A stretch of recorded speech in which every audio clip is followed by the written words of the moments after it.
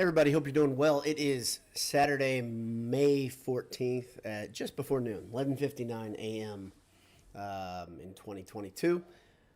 I've been a little bit away from doing quickcast, podcast, whatever you want to say, but thought I would give a little attention to things because there's a couple stories that have gotten the attention of Purdue fans on Twitter and other places that I just wanted to sound off about. And I don't know any more than you do about them. But what I do know doesn't. This isn't like the most positive set of topics for Purdue fans here, but I thought I'd address them. Thanks to our sponsors, Martin Vintage, martinvintage.com. Head over there for some Purdue classic T-shirts, soft, nice stuff. Of course, AJ's, eatajs.com. And then Gridiron Metalworks. Their store is still not open. I don't know why. Maybe they're waiting until the fall now at this point. But Gridiron Metalworks still a good partner for us, and I'd like to mention their name just because they've been great to us. So I wanted to mention gridironmetal.com. I believe their website actually may have changed, or maybe they own two website URLs now. gridironmetal.com. Enter Boiled at checkout at Martin Vintage for 15% off. Gridiron Metal. You can't check out anything right now, especially for Purdue. I didn't scour the whole website, but you couldn't buy anything right now. Their store's still not open. Let me get to the couple of things, the reason for concern, whatever you want to say. First one, Rick Bozich from WDRB. He's a writer, and he wrote a story that was just kind of reacting to Jeff Brohm fundraiser. It looks like a golf outing, not different from what I did last year. I got to in the summer go with Mike at PU Fall Cities. He invited me down there and played some golf with Oscar Brohm. Oscar's a great guy. Oscar's actually in the frame if you watch the video that's attached to the WDRB. I think that's the right television station, but he's in the frame listening to his son answer a question about the possibility of Jeff going to Louisville if it ever came up again. I complain often that Jeff Brohm doesn't give us a bunch of honesty when he's in front of media types. Well, he really wasn't in front of media types. This wasn't a press conference. This was just a fundraiser. He's in his Purdue gear, if you haven't seen it. And I would say if you're a Purdue fan, it didn't make you feel great. But also I think it was Jeff being honest. He mentioned that the possibility, he can't say that it's not going to be a possibility for him to end up in Louisville. He was speaking to a Louisville crowd, a bunch of people that he's comfortable with, I think a bunch of his friends, and it happened to be recorded. But he said the possibility of ending up at Louisville some point in his career is still there. And Bozich said it best that this is always going to happen because of him being a Louisville alum and the nature of the Louisville alum base, how they just keep going after that because they think he's a better option, which he is. He's much better in Satterfield. We're happy to have him at Purdue. Brohm mentioned how good Purdue has been to him, that it was very early in his time at Purdue when he was offered by Louisville last time, and circumstances change. I think that's a very honest answer. This guy still owns a home in Louisville. He has deep, deep roots there. His entire family, I think, many of them still have homes there, even though they work in God's country in West Lafayette. And this is Jeff just being honest. And let's be honest, too. The landscape of college football is changing. The landscape of college sports are changing. And I don't know where Purdue's going to go right now. Let's address something. The NIL stuff, okay, it has rocked Purdue in a lot of ways, but the biggest and most recent one was Nigel Pack, who looked like he was a heavy Purdue lean a month and a half ago. He ends up at University of Miami. You guys all know it. He gets an unprecedented amount of money for 2 years of playing at Miami. Good for him. I'm not going to begrudge the guy.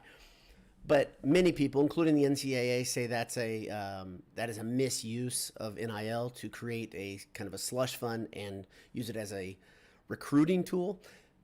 Miami's not the only school that's done it. There weren't enough rules set up. NCAA has now made a statement that they actually have rules around it, and the rules existed before, and they're going to try to prosecute schools and programs according to the old rules about not using money as a recruiting tool.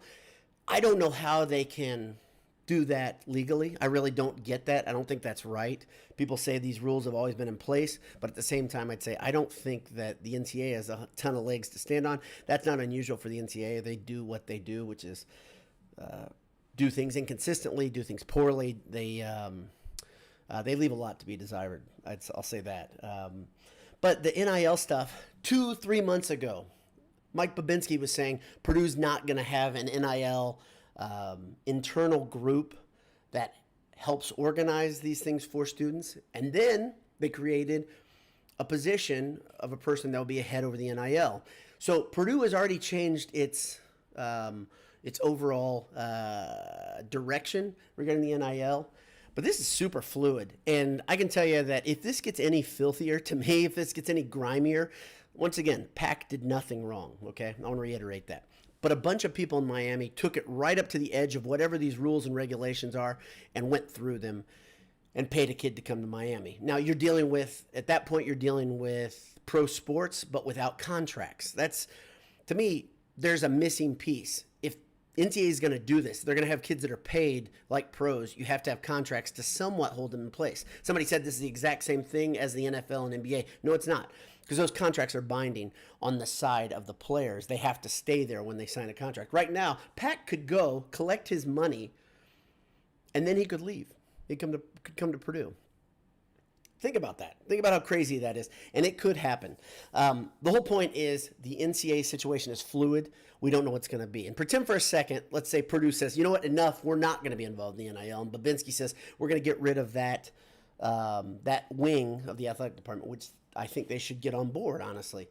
If the rule is going to be there, it's going to be legal, you should get on board. But if they say, no, we're not going to do that, what would Jeff Brohm do then? He's a guy who wants to coach at high level, if not college pro, because Anish talks about that all the time. That's where he thinks Brohm will end up eventually. That's where he thinks that Brohm wants to be. I don't know if that's true. I've never talked to him about that. But if Brohm says Purdue's not going to do it and the timing is right with Louisville, he'd be foolish not to at least entertain it if the money was there and the situation was there. His kids were older. Obviously, only one kid, I think, is young school-aged. I think his daughter's in middle school. So those factors all matter. They all matter. And Jeff Brohm was really honest in that interview. I went a long way to explain my opinion on that. I don't have a problem with what Brohm said personally because I think he's being honest. I think that's good to see. I do have a problem with it as a Purdue fan because I hate it. I would like him to say, no, I'm rock solid at Purdue. But to say it could never happen, I think that'd be a dumb move for him too. This is still something that Mike Babinski is probably going to have to deal with at some point. And I don't think Satterfield is the answer at Louisville. And so until they find a coach that's good and solid and winning, Jeff Brohm's name is going to keep coming back up. Now let's move on to basketball. Okay. We talked about Nigel Pack, how that affects Purdue. As of right now, May 14th, Purdue does not have Purdue does not have a transfer coming in to play point guard or to be kind of a dynamic combo guard to replace Jaden Ivey and his role and to replace Eric Hunter. Let's not forget, Travion Williams, Sasha Stefanovic, Eric Hunter, all graduated. None of the three decided to return. Trey's going to pros. Sasha may go and entertain offers elsewhere, Europe or something like that. And in the biggest curveball of all, Eric Hunter lands at Butler to play for Thad Matta. That was a lot of people, including me, didn't see that one coming. I don't know how that worked. I don't know who told Hunter what. I really can't speculate too much. Some Purdue fans believe that the seniors were told, hey, we're not going to use the COVID year at Purdue. So at the end, this is it. And a lot of people think that Hunter said, okay, that's fine. But then he said, you know what? I think I'd like to come back and play another year of college basketball. And Purdue was no longer available because Purdue was no longer attractive, whatever, because Purdue was pursuing Pack and other players. Well, now the music has not stopped, but it's close to stopping. And Purdue looks like they're without a point guard.